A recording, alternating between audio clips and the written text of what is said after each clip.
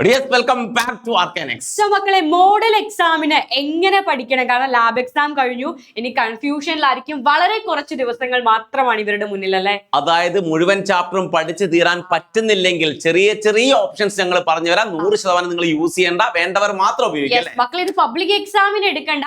Model എക്സാമിന് തൽക്കാലം ചിലപ്പോൾ നിങ്ങൾക്ക് എല്ലാ ചാപ്റ്ററും കംപ്ലീറ്റ് ചെയ്യാൻ സാധിച്ചു കാണത്തില്ല. അപ്പൊ കഴിഞ്ഞ വർഷത്തെ വെയിറ്റേജ് വെച്ചിട്ട് നമുക്ക് പറയാൻ സാധിക്കും ഏതൊക്കെ ചാപ്റ്റേഴ്സ് ഇമ്പോർട്ടൻസ് കൊടുത്ത് പഠിക്കണം എന്നുള്ളത്. കറക്റ്റ് വെയിറ്റേജ് അറിഞ്ഞാൽ പറ്റും. അതല്ല, മോഡൽ എക്സാമിന്റെ മാർക്ക് നിങ്ങൾക്ക് ഒരു കോൺഫിഡൻസ് കൂട്ടും. അതുകൊണ്ടാണ് നമ്മൾ പറഞ്ഞിരുന്നത് മോഡൽ എക്സാമിന് നല്ല ഫുൾ മാർക്ക് കിട്ടിക്കഴിഞ്ഞാൽ നമുക്കൊരു കോൺഫിഡൻസ് കിട്ടില്ലേ. അപ്പോൾ ചില ചാപ്റ്റർ ഒന്ന് ഒഴിവാക്കി പഠിക്കാം, അല്ലേ? അപ്പൊ കഴിഞ്ഞ വർഷം ഏറ്റവും കൂടുതൽ വെയിറ്റേജ് വന്ന 2 ചാപ്റ്റർ ആദ്യം ഒന്ന് സൊല്യൂഷൻ, അതേപോലെ ഒന്ന് കോർഡിനേഷൻ കോമ്പൗണ്ട്സ്. അത് ഒരിക്കലും എക്സ്പെക്ട് ചെയ്യാതെ വന്നിരിക്കുന്ന 2 ചാപ്റ്റർ ആണ് സൊല്യൂഷനും കോർഡിനേഷൻ. എല്ലാവരും വിചാരിച്ച ഓർഗാനിക് കൂടുതൽ ക്വസ്റ്റ്യൻ വരാൻ കുട്ടികളുടെ തോട്ടായിരിക്കും. കാരണം ഓർഗാനിക് കെമിസ്ട്രി പബ്ലിക് എക്സാമിന് അമൈൻസ് ഒക്കെ ആദ്യമായിട്ടാണ് വരുന്നത് മോഡലിന്. അപ്പൊ അതിൽ നിന്നായിരിക്കും കൂടുതൽ വെയിറ്റേജ് എന്നൊക്കെ വിചാരിക്കും. പക്ഷെ കഴിഞ്ഞ വർഷത്തെ വെയിറ്റേജ് നമുക്കൊന്ന് പറയാം. സൊല്യൂഷൻ 10 മാർക്ക്, അതേപോലെ electro chemistry 9 mark, chemical kinetics 8 മാർക്കാണ്, DNF ബ്ലോക്ക് 7 മാർക്കാണ്, കോർഡിനേഷൻ 10 മാർക്ക്. ഹാലോയിൽ നിന്ന് 9 മാർക്ക്, ആൽക്കഹോൾ 7, ആൽഡിഹൈഡ് 9, അമൈൻസിൽ നിന്ന് 5, ബയോമോളിക്യൂൾസിൽ നിന്ന് 4. എനിക്ക് ഇതിൽ ഏറ്റവും രസം എന്ന് വെച്ചാല് പിള്ളേർ ഏറ്റവും കൂടുതൽ എക്സ്പെക്ട് ചെയ്യുക ഓർഗാനിക് ചിലപ്പോൾ ആൽക്കഹോൾ ഫിനോൾസ് ഇതേഴ്സ് ആയിരിക്കും. പക്ഷെ അതിൽ 7 മാർക്കാണ്. എനിക്ക് തോന്നുന്നു ഓർഗാനിക്കിന്റെ വെയിറ്റേജ് അങ്ങോട്ടേക്ക് ഇങ്ങോട്ടേക്ക് ഒന്ന് മാറും. അതായത് ചിലപ്പോൾ ആൽഡിഹൈഡിൽ നിന്ന് കൂടുതൽ വരും, ചിലപ്പോൾ ആൽക്കഹോളിൽ നിന്ന് കൂടുതൽ വരും. പക്ഷെ നമുക്ക് ഉറപ്പിച്ച് പറയാം അമൈനും ബയോമോളിക്യൂൾസും ആയിരിക്കും വെയിറ്റേജ് ഏറ്റവും കുറഞ്ഞ. വെയിറ്റേജ് മാറുക എന്ന് പറഞ്ഞ മക്കൾ പ്രതീക്ഷിക്കുന്നത് ഒരു മാർക്ക് അല്ലെങ്കിൽ 2 മാർക്ക്, അല്ലേ? ചെറിയൊരു ചേഞ്ച്. അമൈൻസ് ഒക്കെ ഇത് തന്നെയായിരിക്കും വെയിറ്റേജ് 4, 5. അതാണ് മാക്സിമം ആ ചാപ്റ്ററിന്റെ അമൈൻസ് ഉള്ള. ബയോമോളിക്യൂൾസിന്റെ മാക്സിമം വെയിറ്റേജ് 5 മാർക്ക് ഒക്കെയാണ്.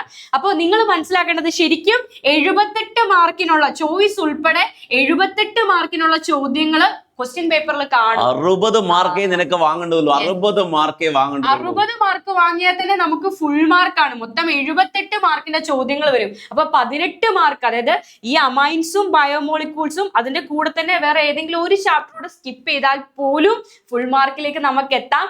ദയവ് ചെയ്ത് ഫുള്ള് പഠിച്ചിരിക്കുന്ന കുട്ടികളല്ല ഇത് പഠിച്ചു തീരാത്തവരോട് മാത്രമാണ് പറയുന്നത്. എന്തിന് മോഡൽ എക്സാമിന് ഫുൾ മാർക്ക് വാങ്ങിയാൽ കോൺഫിഡൻസ് നിങ്ങൾക്ക്. അതേപോലെ എല്ലാ ചാപ്റ്ററും പഠിക്കുന്ന തന്നെയാണ് നല്ലത്. നമുക്ക് എൻട്രൻസ് ഒക്കെ എഴുതേണ്ടവരാണ്.